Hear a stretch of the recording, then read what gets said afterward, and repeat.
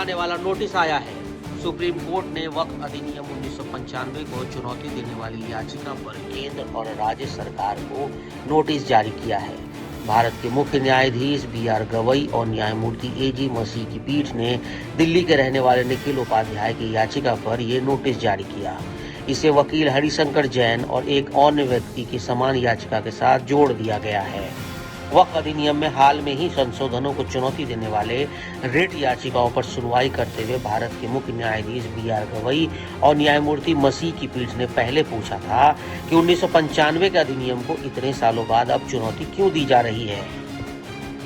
याचिकाकर्ता हरिशंकर जैन की ओर से उपस्थित वकील विष्णु शंकर जैन ने ये समझाने की कोशिश की कि याचिकाकर्ताओं ने 1995 के अधिनियम को बहुत पहले ही सुप्रीम कोर्ट में चुनौती दी थी।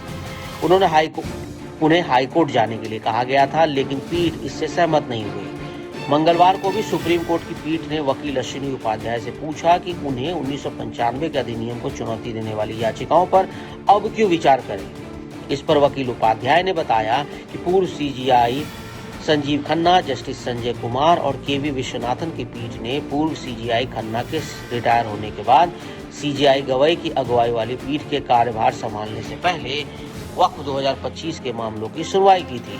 पहले ही 1995 के अधिनियम को चुनौती देने वाले मामलों की अलग से सुनवाई होने पर सहमति हो गई थी और साल 2025 के संशोधन को चुनौती देने वालों को इस पर अपना जवाब दाखिल करने की अनुमति दी थी।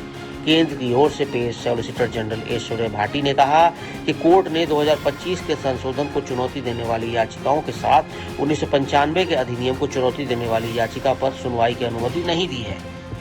हालांकि भाटी ने कहा कि अगर उपाध्याय की याचिका को जैन की तरफ से 1995 के अधिनियम को चुनौती देने वाली दूसरी याचिकाओं के साथ जोड़ दिया जाता है तो इसमें कोई आपत्ति नहीं है।